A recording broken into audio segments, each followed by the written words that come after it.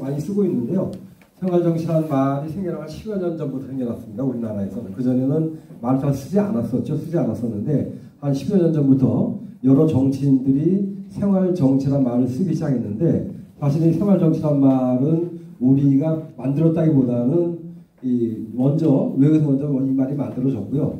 일본에서 생활정치를 모토로 세웠던 민주당이라고 하는 정당이, 일본의 민주당이 사상 처음으로 일본에서 자민당을 꺾고 정권을 차지했던 그런 일이 있었습니다. 그때부터 우리나라에서도 생활정치에 관심이 굉장히 커졌죠. 그래가지고 생활정치에 대한 연구를 하는, 또 생활정치를 적용해보고자 하는, 또 생활정치를 모토로 내세우는 그런 정치인들이 많이 생겼는데요. 아직까지도 우리가 생활정치에 대해서는 개념이 정확하게 서 있지 않습니다.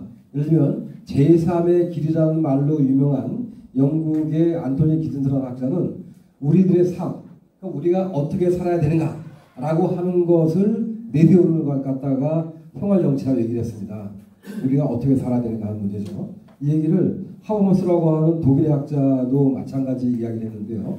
하버머스는 뭐라고 했냐면, 우리들은 생활세계 속에 살아가야 되는데 이 생활세계를 돈이, 그러니까 시장이 되겠죠? 경제 권력이 되겠죠? 아니면 권력이, 정치 권력이 되겠죠? 그래서 이 돈과 권력이 우리의 생활세계를 헛들어뜨리고 있다. 그래서 우리의 생활세계를 제대로 바로 잡아야, 그래서 정말로 우리 생활세계라고 하는 것이 나와 함께 사는 이웃이 서로 제대로 이야기가 통하는, 소통할 수 있는, 공론장을 만들 수 있는 그러한 생활세계를 다시 만들어내는 것이 생활정치다. 이런 얘기를 했고요. 또 한나 아렌트라고 하는 이 정치학자 뭐라 그랬냐면, 생활과 정치가 따로 떨어져 있는 것이 아니다. 우리의 생활에 하면서 우리가 살아가면서 하는 결정 하나하나 다 정치적인 판단이 되는 것이고, 또 우리 정치라고 하는 것이 하나하나가 우리의 생활에 영향을 미쳐야 되는데 실제로는 그렇게 되지 못하고 있다. 라는 것이 아렌트의 문제의식인데요. 그래서 한나 아렌트는 그걸 해결하기 위해서는 우리가 직접 민주주의 해야 된다. 자치를 해야 된다. 그러면 직접 민주주의 하기 위해서는 여기 나와 있는 것은 평의회라고 하는 상당히 중요하다. 평의회라고 하는 것을 통해서 우리가 생활정치를 이룰 때 비로소 우리가 제대로 이 생활과 괴리되지 않은 정치를 우리가 볼 수 있다라고 하는 그런 이야기를 한나라에서 하고 있는 거죠. 일본 같은 경우는 제가 좀 전에 일본의 문희당 얘기를 말씀드렸었는데, 일본은 이미 이 지방정치운동이 그저 벌어졌었습니다. 그러다 보니까 우리가 이런 영향을 받아가지고 많은 이야기들을 이제 우리가 하게 되는데요. 사실 뭐냐면 생활정치가 왜 나오냐, 바로 이 문제 때문입니다.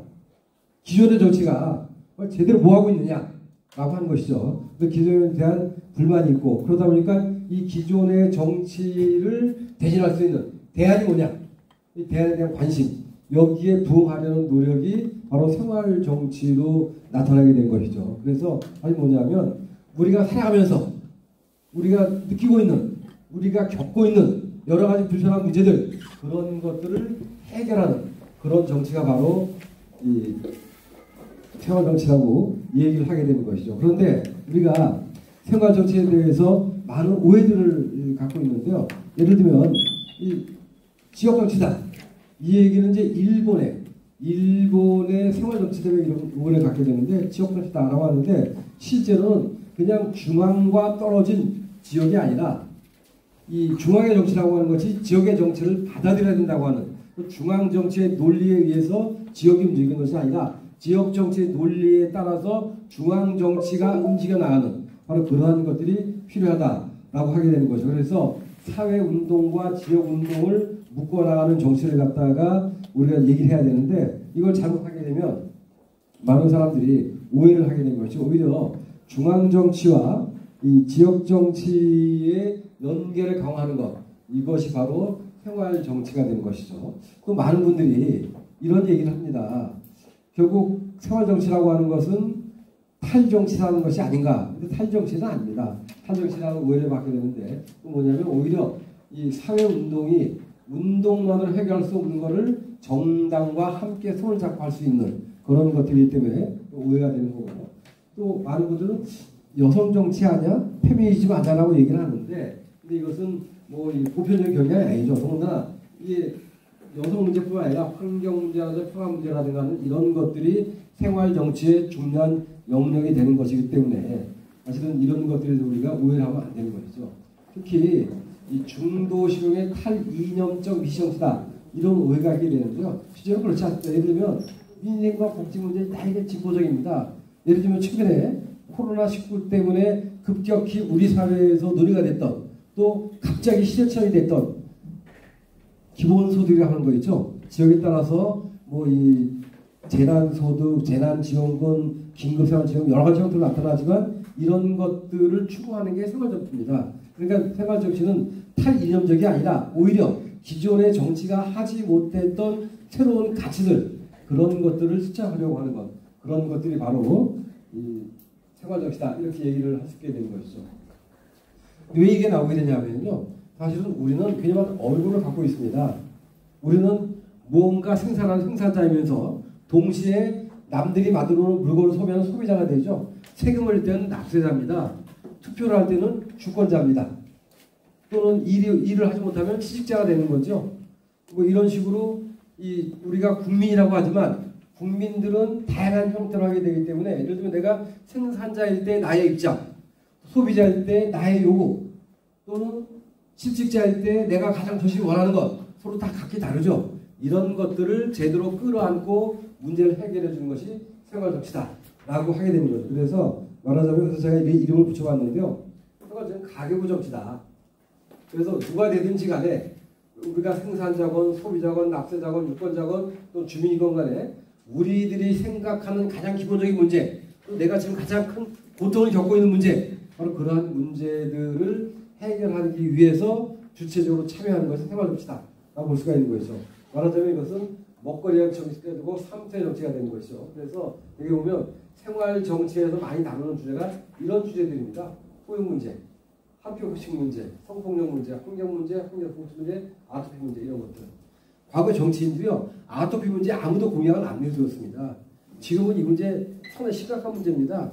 부모님들이, 주부들이 가장 심각하게 여기는 것 중에 하나가 아토피 문제죠. 이 문제에 대해서 이제 정책적으로 접근을 해줘야 됩니다. 그런데 아토피 문제는 부모들만의 노력을 해결되는 게 아니죠. 환경이 바뀌어야 되는 것이죠. 사회 환경이 바뀌고, 그 다음에 학교 환경이 바뀌고, 가정 환경이 바뀌고, 이런 것들이 바뀌어야 되는 것이기 때문에 그런 것들을 해결해줘야 되는 것이고, 이런 생활정치라고 하는 건 5가지 영역으로 볼 수 있는데, 5가지 영역들에 대해서 우리 살펴보도록 하겠습니다. 그렇다면, 왜 우리나라에서 생활정치가 등장하게 되는가? 첫 번째로는 지금까지 정치는 보수적인 권력정치였습니다. 보수적인 권력정치는 여당이 되었건 야당이 되었건 아니면 보수 세력이든 진보 세력이든 잘난 사람들만이 했던 엘리트 정치입니다. 그래서 엘리트 정치인데 정권이 바뀌어도 정책의 내용은 바뀌지 않는 그러한 것들이 많이 있었던 것이죠. 그러다 보니까 이제는 과거처럼 국가가 또는 시장이 끌어나가는 게 제대로 되지 않는다. 국가가 모든 걸 다 할 수도 없고 또 국가가 하는 걸 다 오는 것도 아니고 하는 것들을 국민들이 알게 된 것이죠. 바로 그런 상황이 된 것이죠. 또 그런데다가 우리가 이제 이런 문제 커지고 있습니다. 지역 갈등 문제, 양극화 문제, 세대 갈등 문제 이런 것들이 보수적인 권력 정치는 해결할 수가 없어요. 왜? 보수적인 권력 정치는 주로 경제 성장, 수출 제일주의로 대변되는 경제 성장, GDP가 얼마나 늘었는지, 또 무역 양이 얼마나 늘었는지, 우리가 세계 외지의 경제를 갖고 있는지 이런 수치에만 관심이 있는 것이지 그런 것들이 실질적으로 국민들에게 어떠한 도움을 주고 국민들의 생활에 얼마나 기여하고 있는지를 관심을 갖지 않는 그런 거기 때문에 그래서 이제는 그런 것이 아니라 보편적인 복지의 문제, 부상급식의 문제, 기본소득의 문제, 부상급식의 문제 이거 20년 전에는 누구도 얘기하지 않았던 거였는데 지금은 정부에서 거의 다 하고 있죠. 기본소득의 문제도 불과 몇 년 전만 해도 빨갱이 정치하려고 얘기를 했었는데 지금은 중앙정부가 전 국민에게 경기도가 또는 뭐 경남이 전 도민들에게 해주고 있는 거죠. 또 각 시군들도 시민들에게 국민들에게 해주고 있는 데가 상당히 많이 있고요. 이런 것들이 우리가 어떤 위기를 맞으면서 불현듯 우리 생활 속에 들어오게 되는 이런 것들이 바로 생활정치의 중요한 것이 되는 것이죠. 그래서 국정운영의 중심이 과거처럼 기득권층의 고도 성장이 아니라 이제는 모든 국민이 골고루 잘 살 수 있는 그런 정치로 만들어 나가자라고 하는 그런 것들이 바로 진보적인 생활 정치가 되는 겁니다. 아까 제가 5가지 영역이 있다고 했는데 그렇다면 한국적인 생활 정치는 5가지 영역에서 어떤 것들을 다루고 있는가? 경제 영역에서는 가장 필요하게 좋은 일자리입니다. 과거에는 경제 성장률이 늘어났다고 했을 때 60년대, 70년대, 80년대까지만 해도 그때는 경제 성장이 이루어지게 되면 일자리가 늘어나고 그 당시 한 1% 정도의 경제 성장률이 한 6만 명 정도의 일자리 생겨난다고 했습니다. 10%하면 60만 명의 일자리가 생겨납니다.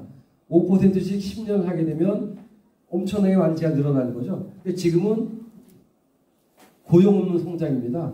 성장이 이루어져도 일자리가 늘어나지 않죠. 줄어듭니다, 오히려. 왜냐하면 뭐 자동화도 이루어지고 전산화도 이루어지고 이런 형태 속에서 요새 4차 산업혁명까지 이루어지게 되는데 그런 일자리가 줄어드는데 이런 일자리를 만들어내는 것 이게 가장 중요한 거죠. 이미 노무현 대통령 때부터 일자리가 가장 좋은 복지라는 말을 노무현 대통령이 했죠. 그때부터 이제 지금까지 일자리는 점점 더 줄어들어 왔던 그렇게 되는데 바로 이런 좋은 일자리를 만들어내려는 노력 바로 이런 것들이 경제 영역에서 생활정치가 가장 심각하게 생각하고 있는 그런 문제가 되는 것이죠. 사회 영역에서는 바로 이 주거 문제, 노후 문제, 의료 문제 이런 것들. 주거 문제. 우리가 부동산 정책. 참 심각하지 않습니까? 그 다음에 노후 문제. 요즘에 우리가 이 저출산 고령화 사회가 되면서 노인 복지에 대한 또는 노인들의 노후 대책에 대한 걱정이 가장 크다고 하고요. 여기에 절망한 노인들이 스스로 극단적인 선택을 하게 되죠. 그래서 OECD 가입한 나라 가운데 노인들의 빈곤율이 가장 높은 나라 우리나라, 노인들의 자살률이 가장 높은 나라 우리나라 이렇게 되는 거죠. 이 문제 국가가 해결하려고 하지만 못하고 있죠. 생활정치라는 게 이런 데 집중적으로 해서 문제 해결을 나가는 그런 노력들이 기울게 되는 거죠. 의료 문제도 이번에 우리가 코로나19를 통해 가지고 의료 공공성 문제에 대해서 아마 많은 분들이 뼈저리게 느꼈을 겁니다. 특히 경상남도 같은 경우는 진주의료원을 폐원시켰잖아요. 만약에 진주의료원이 폐원되지 않고 있었다면 코로나 상황에서 얼마나 큰 역할을 했겠습니까? 그런 것들이 참 아쉬워지는 그런 상황이 된 것이죠. 그런데 이 진보적 생활정치라고 하는 것은 그냥 정치로 끝나는 것도 아니고요.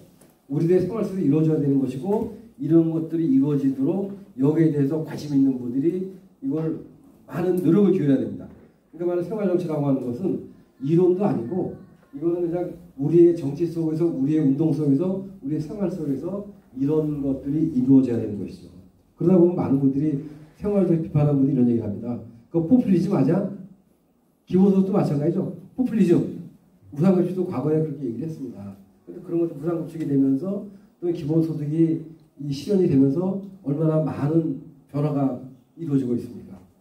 그러니까 이렇게 가볍거나 그런 것이 아니고요. 실제로는 과거에는 중요하지 않았다고 생각했지만 실제로 중요했어요. 대표적인 게 이번에 유치원 3법 문제. 유치원의 문제가 별거 아니라고 생각들을 하지만 유치원 문제가 굉장히 중요한 문제입니다. 이 문제가. 그러니까 이 유치원 문제가 모든 정치의 최우선순위가 되도록 만들어졌죠. 바로 이런 것들. 국민들이 무엇을 가장 아파하는지, 무엇을 국민들이 가장 힘들어하는지 그런 것들을 찾아내서 그런 것들을 정치의 중심 주제로 가져가는 것 이게 바로 생활정치의 중요한 영역이 되는 겁니다. 그런데 그렇다면 지난 4월 15일에 치러졌던 4.15 총선에서는 생활정치가 어떤 식으로 반영이 되었는가 잠깐 보도록 하겠는데요. 저는 먼저 4년 전에 2016년 선거 때 그 당시 선거가 순차적 심판이라고 저는 표현을 합니다. 뭐냐면 그 당시에는 전국적으로는 그 이명박 박근혜 정부에 대한 심판이 이루어졌다. 그리고 호남 지역에서는 이 이명박 박근혜 정부가 그렇게 독선 독주를 해도 그걸 제대로 견제하지 못한 더불어민주당에 대한 심판이 이루어졌다. 전국적으로는 박근혜 정부에 대한 심판. 또 호남 지역에서는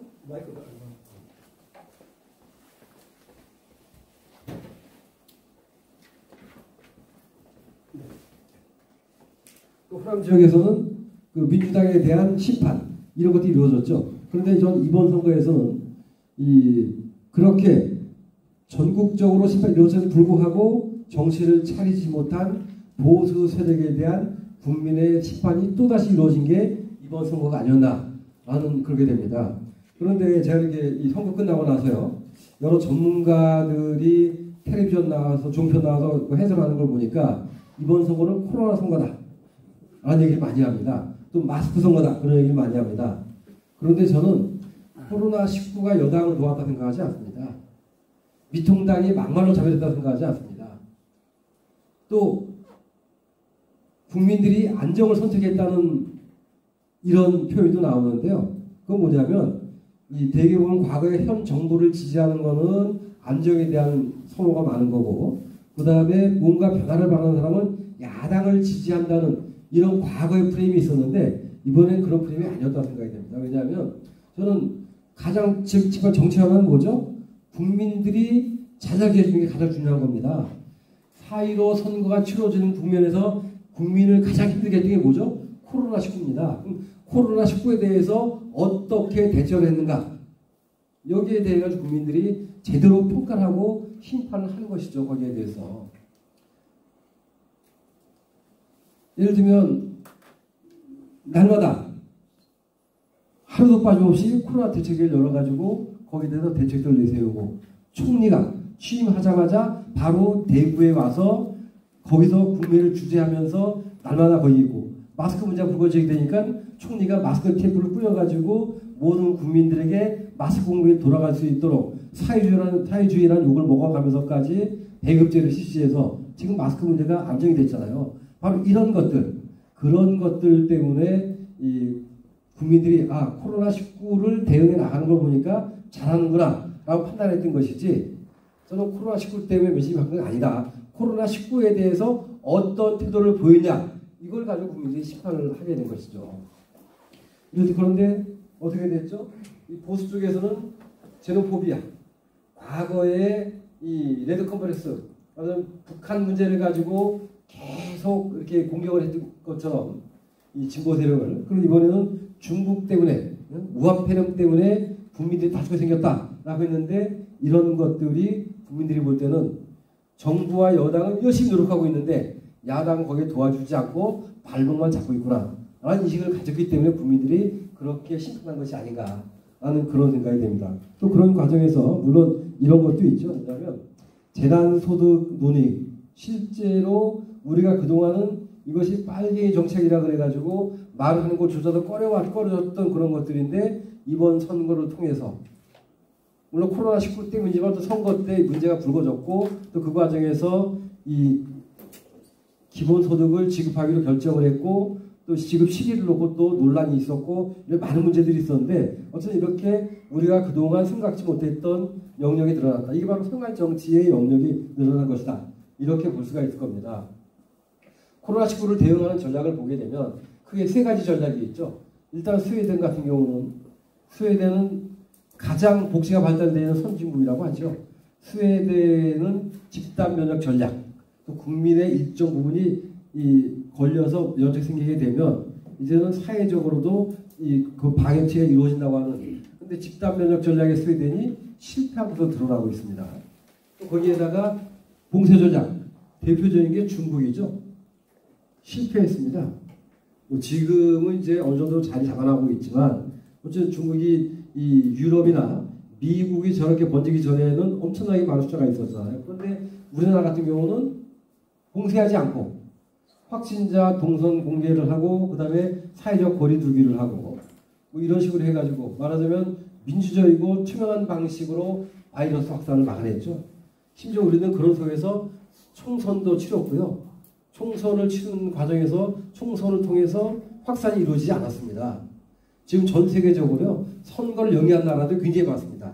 근데 우리나라는 그 당시에는 우리나라가 중국 다음으로 코로나 환자가 많이 발생한 나라임에도 불구하고 우리나라가 선거를 잘 치러냈죠. 우리가 모험적인 그런 걸 보여주게 된 것이죠. 여기에 해외 언론들이 평가를 합니다. 국내에서는 보수 언론들과 그 야당에서 정부를 굉장히 공격을 했지만 외국에서는 굉장히 좋은 평가가 나왔죠. 그 평가는 바로 이런 것들이죠. 우선 의료보험이 보편화되었다. 공공보건 시스템이 잘 갖춰졌었다. 그 다음에 시민의식이 굉장히 높았다. 그다음에 정치 지도자가 의지를 갖고 잘 되어 있다. 이런 것들이 되는 거죠. 그래서 이건 우리의 스스로 평가가 아니고 외국에서 평가한 게 바로 이런 것들입니다. 한국형 민주주의가 정말 선진적이더라. 그래서 정보 공개도 수용하고 검사도 신속하게 하고 그 다음에 개인정보 공개나 경리에 대해서 국민들이 거기에 잘 따라주고 그런데 선진국은 오히려 이걸 통해서 민주주의가 약화되는 현상을 보였습니다. 미국도 마찬가지고요. 유럽의 여러 나라들 경찰과 군대를 동원해가지고 막았어요. 우리는 경찰과 군대 동원이 안 됐습니다. 안 되고도 우리가 막을 수가 있었죠. 그런데 문제가 뭐냐면 이러다 보니까 정부 역할이 커진 겁니다. 물론 공직자들에 대한 신뢰가 쌓인 것은 좋은 거지만 이제는 정치 권력 힘이 약화되고 테크노크라트들의 힘이 증가되는 이런 현상을 보이게 되는 것이죠. 그래서 저는 이 문제가 이제는 코로나 문제가 다음번 선거에서도 2년 뒤에 치러질 대통령 선거와 지방선거에서도 힘을 발휘하라고 봅니다. 특히 대통령 선거. 저는 아직 좀 섣부른 얘기라고 볼 수도 있겠지만 저는 이 상황에서 볼 때 2년 뒤에 치러질 대통령 선거에서는 크게 세 가지 문제가 중요한 이슈가 되지 않을까. 일자리 문제. 지금 전 세계적으로 우리가 물론 코로나 이전부터 일자리 문제가 있었지만 코로나 이후에 전 세계적으로 굉장히 많은 일자리가 떨어져 나갔잖아요. 우리나라도 많은 일자리가 떨어져 나갔습니다. 그래서 일자리 문제 어떻게 할 것이냐라고 하는 게 상당히 중요한 거고요.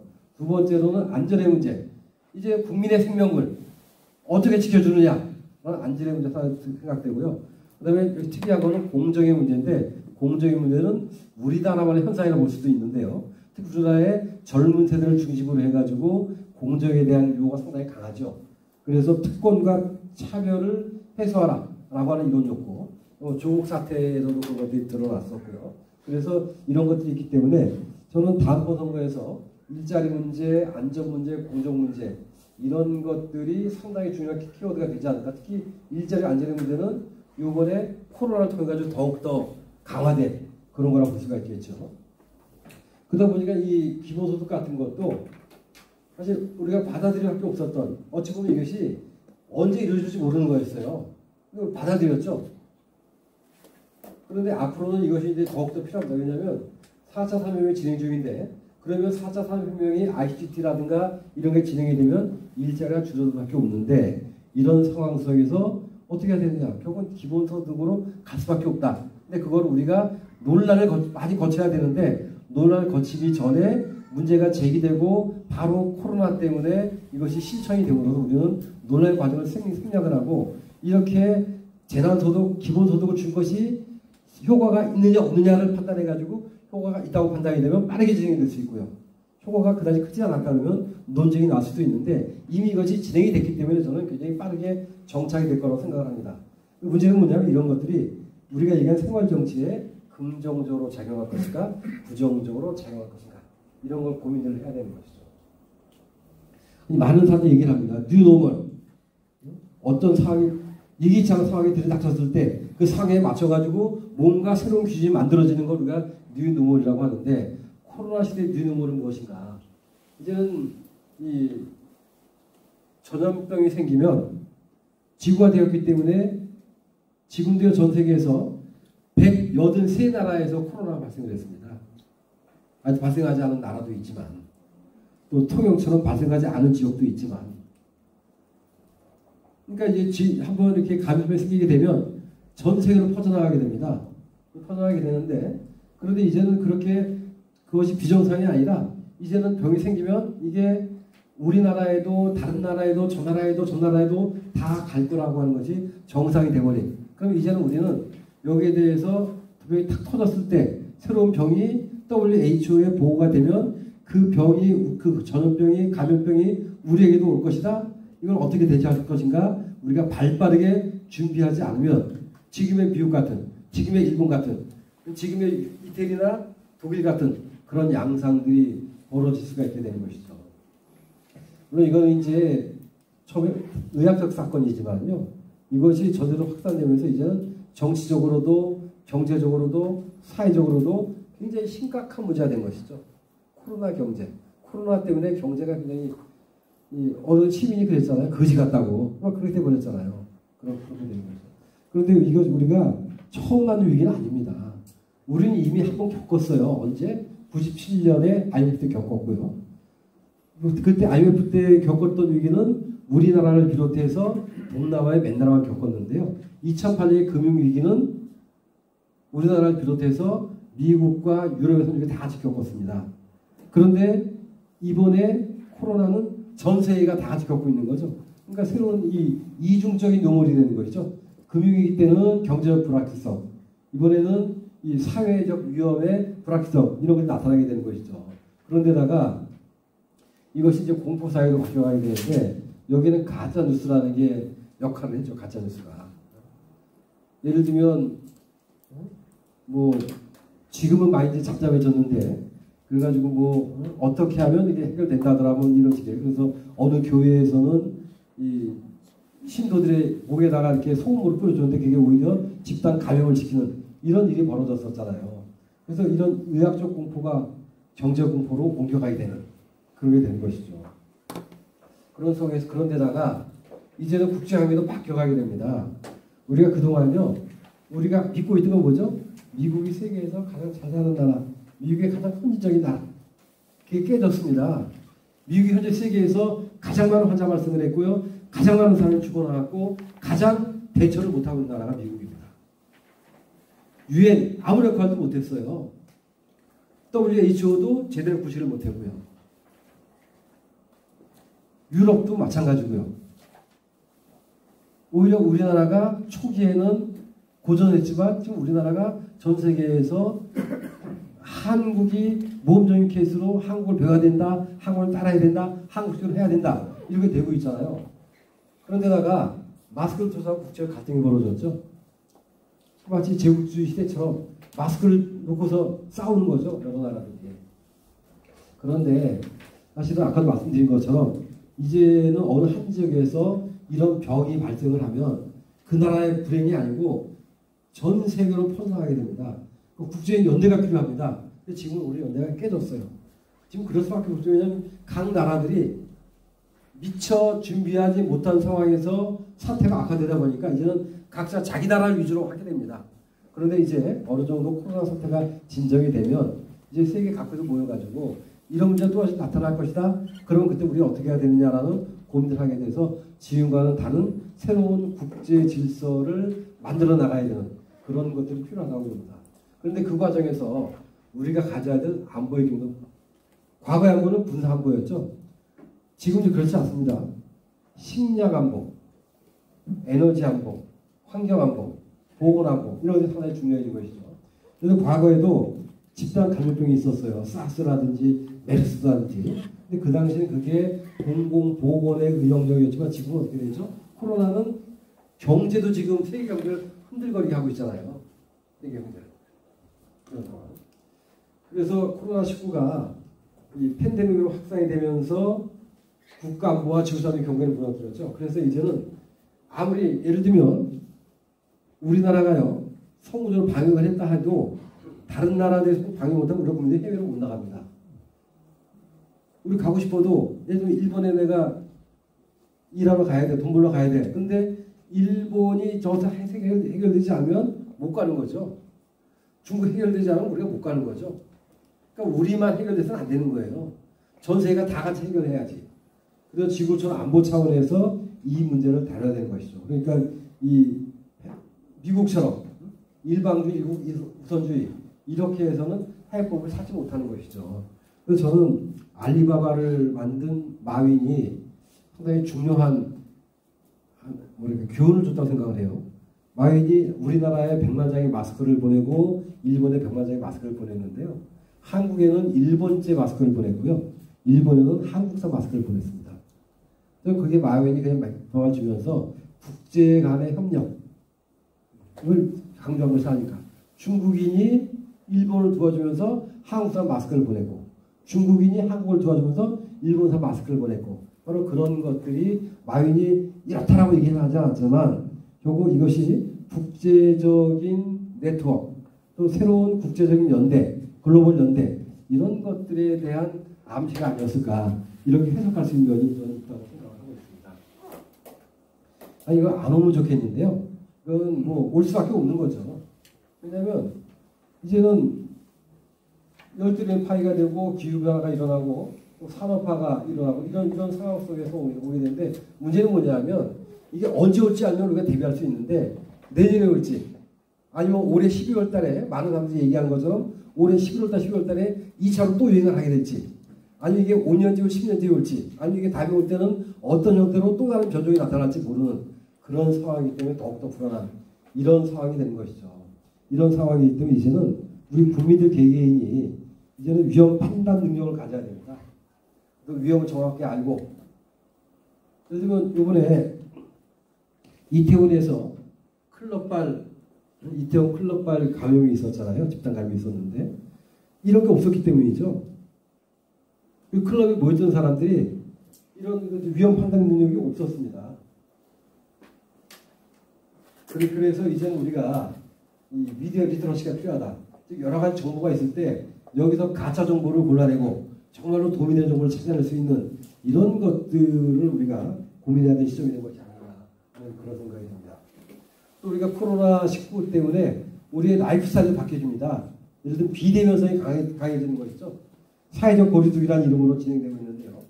그러니까 사회적 거리가 이루어지고 물론 이제 혼문화라는 게 과거에도 혼밥은 있었어요. 그런데 혼술, 요즘에는 이제 혼여행, 혼영화, 영화도 혼자 보고 극장에 가면 이렇게 뭐 뛰어앉고 제가 2월 달인가 그 아카데미상에서 기생충과 작품상을 다퉜던 1917 그 영화를 보러 갔는데요. 7명이 봤어요. 근데 저 혼자밖에 없더라고요. 나중에 이제 영화 시작되니까 이게 이 젊은 남녀들이 세상에 들어왔는데 그 넓은 영화관에서 7명이서 그 영화를 봤죠. 그러니까 이런 혼영화, 혼여행, 혼밥, 혼술 이런 문화가 확산되고요. 그다음에 저기서도 요즘 강의 줌으로 하시죠 요즘에. 그러니까 이런 식으로 이제 비대면, 언택트라고 하는 비대면을 통해 가지고 이루어지게 되는 것이죠. 또 거기에다가 이제는 그러니까 그렇게 회사를 못 가고 집에서 재택근무를 한다. 학교를 못 가고 집에서 온라인 교육을 받는다. 그럼 어떻게 되죠? 가족들은 모여 있게 돼요. 가족들 보면 중요서 이게 늘어나게 되는 거죠. 요즘에 많은 주부들이 힘들어 하더라고요. 아이들이 학교를 가지 않으니까 하루 세 끼를 꼬박꼬박 밥을 다 해줘야 되고 또 이게 뭐 가족들이 직장에 가지 않고 재택근무를 하게 되니까 그걸 다 케어해줘야 되는 그런 주부의 부담이 늘어났다. 그러니까 그걸 보고서 아 저렇게 힘들구나 라고 생각한 다른 가족들이 또 도와주게 되고 하는 이런 일들이 생겨난다고 하는데 어쨌든 이런 것들이 나타나게 되고요. 종교 행사도 일부 종교단체에서 그렇게 종교 탄압이라고 하면서 거부하기도 했지만 이제는 종교 행사도 과거와는 달리 느슨하게 이루어지는 그런 것들 형태를 보게 되는 거죠. 그 다음에 도시가 특히 도시공원이 치유여건이 필요한 것이 아닌가. 이제는 많은 사람들이 밖에 못 나가니까 다른 데는 못 가고 공원 같은 데는 야외고 넓고 하니까 공원 같은 데는 많이 가더라 이거죠. 그래서 이제 이렇게 그다음에 원격 진료 문제가 되고 또 그런데 또 우리가 우리나라 아파트들이요 20년이 넘은 아파트들 그다음에 이제 과거에 재건축 뭐 이런 것들 했었는데 그런 노후 공동주택들이 이 과거에는 위생 문제 같은 거 관용 없이 지어진 건물이죠. 그럼 그걸 어떻게 하느냐는 그런 고민 문제 생겨나게 되는 거고요. 그래서 주택을 우리가 어떻게 정비할까 하는 이런 문제고 그 다음에 대중교통 기피 현상이 나타나고 있죠. 그러다 보니까 이 자전거라든가 전동 퀴라든가 같은 이런 개인 모빌리티를 이용하는 사람들이 점차 늘어나고 있습니다. 그럼 이런 사람들이 재할 수 있도록 이 역세권 예를 들면 역세권에 모빌리티 정거장을 만들어 준다든지 지금 자전거 이 정거장 만들어 주는 것처럼 이런 것이 생겨날 수도 있는 거죠. 또 그다음에 이제는 도시간 네트워크도 위기가 나타나고 있습니다. 이제 여행들 잘 안 가죠. 관광을 안 가죠. 통영도 관광 수입이 엄청 줄어가지고 많은 분들이 고생을 하고 계실 겁니다. 지금 하고 계실 텐데 이런 것들이 나타나고 있는 그런 문제가 되는 거죠. 이런 상황 속에서 생활 정치는 앞으로 무엇을 어떻게 해야 되는가 라고 하는 거 우리가 고민을 해야 되는 것이죠. 그런데요. 사실은 바이러스가 양극화되고 있습니다. 제가 여름이 불평등하다고 제가 가끔 이제 얘기를 하는데요. 여름이 불평등합니다. 여름을 시원하게 날 수 있는 경제 능력이 있는 사람과 그렇지 못한 사람들, 체감온도 40도가 넘는데도 땡볕에서 나가가지고 일을 해야 되는 분들이 있고요. 그 다음에 에어컨이 빡빡하게 나오는 사무실에서 반팔 입고 얼추하면서 일을 하는 분들이 있고, 그런 차이가 나타나는 거죠. 바이러스도 마찬가지입니다. 이 바이러스의 대처를 보게 되면 바이러스에 취약한 게 바로 이 가난한 계층들이죠. 가난한 계층들. 요즘에 이제 페스트라고 하는 과거에 노벨 문학상을 까매게 안겨줬던 페스트라는 소설이 최근에 다시 이제 이 베스트셀러가 되고 있는데요. 거기 보면 페스트에 가장 먼저 죽은 사람이 아파트 경비원입니다. 그 당시에도 그랬던 거죠. 지금도 마찬가지로 취약한 계층이 이런 데도 취약한 것이죠. 여기 있는 것은 마스크 쓰고 일해야 되는 사람과 집에서 여기 갈 수 있는 사람, 이런 거. 재택근무도 지금 이제 하고 있는 데가 많지만 준비한 데 재택근무입니다. 과거부터 재택근무라는 말은 많이 있었지만 실제로는 가능성가 있었지 안 하고 있었죠. 왜냐하면 과거에 우리나라에서 회사의 생각은 눈앞에 보이지 않는 직원은 일을 안 하다고 생각하니까, 집에 가면 주위에서 쉰다고 생각을 하니까, 집안일을 한다고 생각하니까 그걸 못했는데 지금은 할 수 없이 했단 말이죠. 그러다 보니까 이 재택근무에 대한 사회적인 필요가 없는 거예요. 그래서 앞으로는 업무용 공간을 갖춘 홈피스, 가정, 그 다음에 자가격리시설을 갖춘 하우스피탈. 왜냐하면 누군가 자가격리를 해야 되면 그 페스트라는 소설 속에서 보면 가족 중에 누군가가 환자가 생기면 온 가족을 다 요양소로 보냅니다. 그 영화 속에, 그러니까 그 소설 속에서는. 근데 우리는 어떻게 됐죠? 자가격리를 했죠. 자가격리를 하면 집이 방이 여러 칸 있는 사람은 예를 들면 자가격리 2층에 살도록 하고 1층은 다른 가족 살게, 이런 집들은 또 있겠지만 대부분의 사람들은 같은 집 안에서 굉장히 불안하게 자가격리를 하게 되겠죠. 그래서 어떤 도시는요, 이런 도시도 있었습니다. 자가격리자 나오게 되면 자가격리자는 집에 있고 나머지 가족들은 호텔에 가서 생활하세요. 호텔비는 5만 원만 내고 나머지는 시에서 부담을 해주고, 그런 시들이 있었습니다. 물론 자가격리자 숫자가 많지 않기 때문에 가능했겠지만 뭐 그런 식으로 되는 거죠. 그래서 앞으로는 이제 이 병원에, 그러니까 집에도 이렇게 업무 공간을 갖출 수 있고, 그 다음에 이제 병원에도 자가격리를 따로 가질 수 있고, 이런 것들이 필요하게 되고요. 그 다음에 고용시장에도 변동이 오게 되고, 또 이제 그 과정에서 온라인 유통이 상당히 성장을 했죠. 우리나라가 그 사재기가 없었죠. 사재기가 없었는데, 우리나라 사재기가 없었던 것 중에 하나가 이 택배 분류가 잘해서 그렇다고 하더라고요. 뭐 쿠팡이니 뭐 마켓컬리 이런 데가 잘해줘도 그렇다고 하는데, 그렇다면 그 새벽 배송을 하게 되면 이제 도심에 창고가 필요합니다. 새벽 배송 장점이 많죠. 예를 들면 새벽 배송을 하게 되면 교통체증이 없기 때문에 배송 속도가 빨라지게 됩니다. 그런데 그러기 위해서는 도심에 창고가 필요하다. 그러면 빈 상가를 창고로 활용할 수 있고요. 낮에 돌아다니는 배송차들이 안 다니니까 낮에도 교통체증이 부분적으로 완화될 수 있는 이런 것을 생각해 볼 수가 있는 것이죠. 그 다음에 사실은 이제 온라인 유통은 성장했지만 온라인 쇼핑이 상당히 익숙한 젊은 세대가 있고요. 온라인 소통을 잘 못하는, 또 온라인 쇼핑을 하고 싶어 하지 않는 그런 나이 많은 계층도 있습니다. 그럼 그런 분들은 집안에서 클릭해가지고 물건을 사는 것이 아니라 일부러 필요한 물건을 사러 먼 거리를 이동을 해야 되고요. 또 그 과정에서 만약에 배송이 이런 뭐 코로나라든가 이런 것 때문에 만약에 이거 가게들에서 물건들을 제대로 구입하지 못한다면 결국은 이 조악한 물건, 거친 물건 살 수밖에 없는 이런 일이 생겨날 수가 있게 되는 것이죠. 그 다음에 이제 아까 얘기했던 것처럼 집 주위에 사람들이 이 밖으로 나가지 못할 때, 사회적 거리 두기를 할 때 집안은 답답하니까 밖에 나가야 될 때 집에 더 가까운 곳에 녹지 공간이 있다면 그런 데 가서 쉴 수가 있잖아요. 그래서 집 주변에 공원 녹지가 또 오픈 스페이스가 얼마나 중요한 것인가 많은 국민들이 느꼈고, 앞으로 생활적으로 상당히 중요한 소재로 다뤄야 될 것이 아닌가. 그래서 앞으로 도시 마을 계획은 서울권 단위로 15분 이동권 내에 공공시설이 있어야 된다고 생각을 해요. 예를 들면 행복센터, 주민센터에 디지털 지원센터를 둬가지고 이제 온라인 학습을 하게 될 때